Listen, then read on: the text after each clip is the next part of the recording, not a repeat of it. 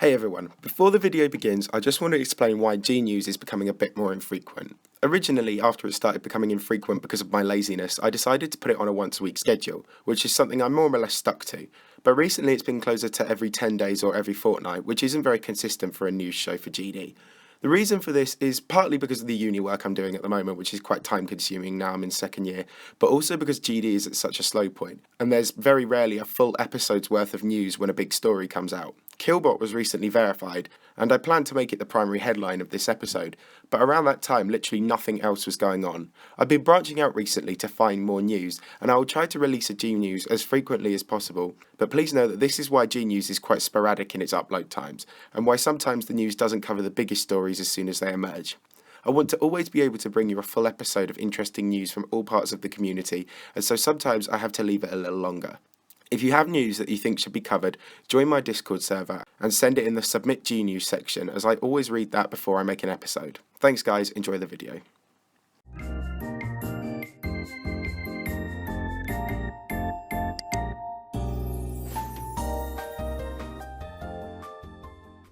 My shout out today goes to Killbot, somebody who has suffered through one of the longest and unfairest rides in GD. Killbot is a 60Hz player, and for a long time he was nothing special. His hardest demon was El Dorado. But earlier in 2017 he picked up Death Corridor Finale and started practicing it, and did so well that he actually got permission from Chaotic to verify it. Since then he has invested over 100,000 attempts in a super buff version which would easily be top 1, and has actually made amazing progress on the level even with 60Hz. But due to his lack of notoriety, he had the level stolen by Nocta, something which was eventually addressed. But now, with Code Red being removed from Newgrounds, this is another ridiculous setback for a player who has been practicing more than Nobbleboy has been practicing Bloodlust. He isn't doing it for fame or money, he's simply doing it to show people that GD is all about practice, and with enough practice you can truly achieve anything. He's got such a noble story, and with so many unfortunate setbacks, fan support is what he needs, especially when he's streaming for 10 hours at a time to practice. Go check him out as he really deserves it. Top story. A very long-awaited former Impossible Demon remake has been verified in the last few days. River Twygz was a remake by Airswipe and a couple of other players of the 1.9 so-called impossible level River Styx by Enemy Mobes. River Styx surfaced when hacked nearly impossible clubstep theme levels such as Silent Clubstep and Satanic Clubstep were at the peak of their popularity thanks to Jack the Froster. River Styx was verified via a secret way and was exposed pretty quickly, but it stayed somewhat relevant thanks to it having a pretty unique design for an impossible level. The gameplay wasn't that interesting, mostly straight flying, one-space waves and block mazes, complete with the impossible level checklists as things such as orb spam and 4 spike jumps.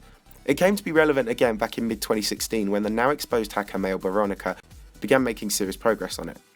His highest run was 78% before his untimely error in his write-in video caused his downfall. However, towards the end of 2016, it was picked up again when Sonics, fresh off the back of verifying Sonic Wave, began practicing it. Someone else who had been practicing it was Chief Flurry, and so he teamed up with Airswipe to create a Paper Mario themed remake called River Twygz, making it one of the first impossible level remakes to be verified that Airswipe made. In 2017, Chief dropped it to work on Fusion Z, and while End Level was reassigned as the verifier, it fell too low on the priority list to be verified.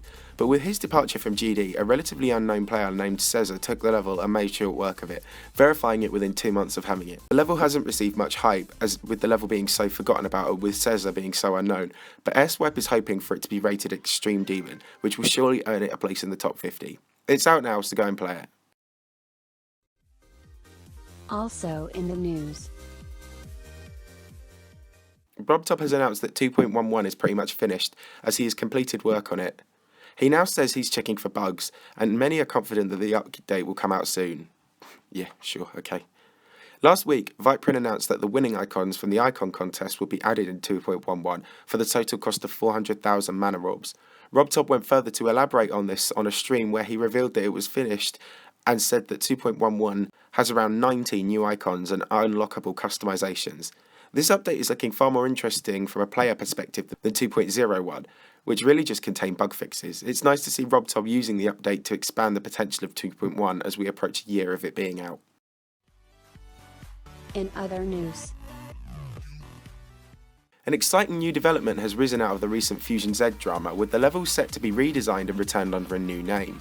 A nice bit of lateral thinking that appeases both Novelboy's will to revive the level and Mannix's will to let the level die. After Mannix quit, Novelboy controversially picked the level up and gave it to Geomania, claiming all the creators had to unanimously vote for the level to die to actually cancel it, and he wouldn't allow it as a creator. After this, several creators who supported Mannix's wishes as head of a collab revoked permission for their parts to be used in the level. The situation, while not drama, was quite tense, with some going as far to theorise that the handling of the situation by two groups of GD's biggest, most influential creating names could potentially lead to a downward spiral in ethics and honour in the community. But many of the creators have now convinced Novelboy to remove their parts, including Edix, Lugia, Gyron and Serv's parts, as subsequently the gaps left will be replaced by something, whatever Novelboy decides to do with them, and the level will return under a new name. It's great that this was able to happen in such an awesome solution. While we don't know much about what it will return as, it's something I'm looking forward to. I know I'm a little late running with this story, and it was originally meant to be my headline, but Killbot, the highly anticipated extreme memory demon by Lithofusion, has been verified by Boldstep. The level has been in waiting for a long time and attracted a lot of hype and fame, but a permanent verifier and difficulty could never be settled on. A while ago, a player named Catharsis took the level on and super buffed it, but quickly dropped it after finding less time to play GD. Boldstep, a player who has now verified 5 top 50 extreme demons in 2017, took the level on shortly off the back of verifying Chloe, and after about 17,000 attempts, he's verified the slightly easier version than Catharsis' super buff version, still making it a top 50 extreme demon. The level is unique and a huge memory challenge, something you don't see a lot of in the top 50 these days. Memory demons were at their popularity peak back in 1.9, and so it's good to see them return with such force. Two levels that were, for a while, the community's flavour of the month before their entirely cancellations have been revived by the creator. Renovant, also known as Revenant but will now be spelt with the M before the V, has been quickly revived and completed by Nitrodrox in the last 2 months upon his return. This was originally set to be the first sequel to Allegiance in what was planned to be a trilogy of truly extreme demons, with Revenant planned to reach Yatagarasu difficulty along with buffed unnerfed Allegiance, before the third and final chapter known as Anathema would reach Bloodlust difficulty. All 3 levels were meant to be verified by N level, and when both he and Nitro disappeared from the community, the original Allegiance was all that's left. But now Nitro has finished Renovant and handed it to Aquiva, a player who has good progress on Sonic Wave. The level might not now be Yatagarasu difficulty as it's subject to buffs and nerfs in places, but will be a top 50 extreme demon and will be awesome when it's verified. Nitro has also said he'll be working on Anathema as Aquiva verifies Revenant, and generally the omens look positive once again. I'm a big fan of Nitro's style in these levels, and I really want to see this trilogy released given how unique it is. Aquiva is currently working on finishing Sonic Wave, but after that there should be no stopping him from verifying this long lost level. An unexpected setback to the prospects of Death Corridor and similar levels being rated and featured has occurred in the past few days, as Code Red by Dr. Phonics has been banned for use on Geometry Dash. A few weeks ago, several Death Corridor videos were demonetized by YouTube as Dr. Phonics has started copyright protecting his music. Fuck's sake! But this was quite surprising given banned songs were only usually for fraudulent songs. This raises a lot of questions over the Death Corridor future, not just for the level itself, but for its subsets such as Deadly Corridor, the unrated extreme demon, which is starting to receive public backing for its rating. Not only that, but 2 upcoming Death Corridor levels, Death Corridor Finale by Kugelblitz and the Mega Collab Death Corridor Redux, have also been seriously de-incentivized by the removal of the song. There seems to be no immediate resolution, and this really throws a spanner in the works as recently the Death Corridor brand has gone nuclear, with the entire community going crazy over it, and 2 versions of it which are hard on the Sonic Wave being verified. Upcoming level news. A new level has recently surfaced which is capturing the imaginations of its small audience and bears resemblance to another upcoming level which has received legendary coverage. Catharsis by Joey Plays is an object-heavy level that is very similar in theming and decoration to Woodkid by Jakers. Interestingly, however, Catharsis is multicoloured. It looks amazing and has shown the full potential of using this style with multicolours rather than just black and white.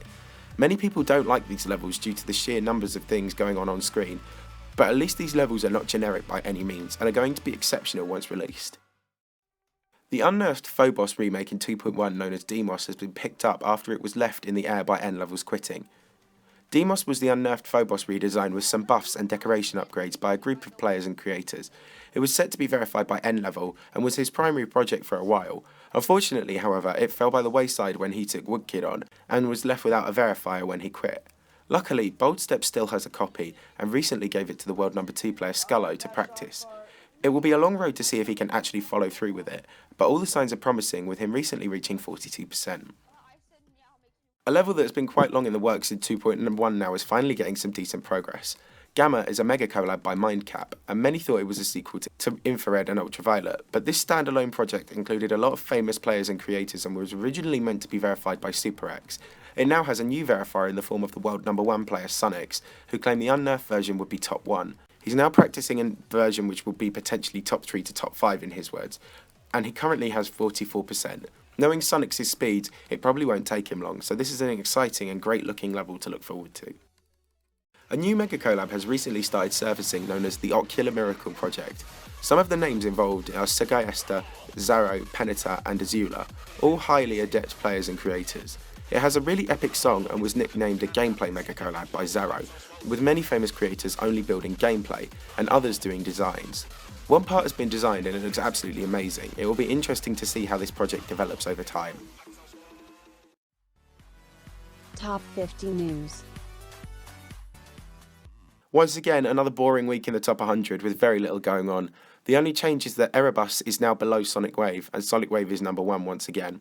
I sort of agree with this, as while Erebus has harder gameplay, I believe the length of it, being under half the length of Sonic Wave, is a big downfall in its top 1 chance. There have been a few recent victors, and it generally feels like Sonic Wave would need more dedication, practice and patience to beat such a long extreme demon. Other than that, absolutely bugger all has happened this week. There have been a few new list editors joining the team, which is good, so good luck to them. As for the player leaderboards, nothing new really here. Diamond Splash is literally marginally away from passing Wuxi. Any single top 50 level he beats would take him into third. Sonix is still way out in front and Scullo is maintaining second.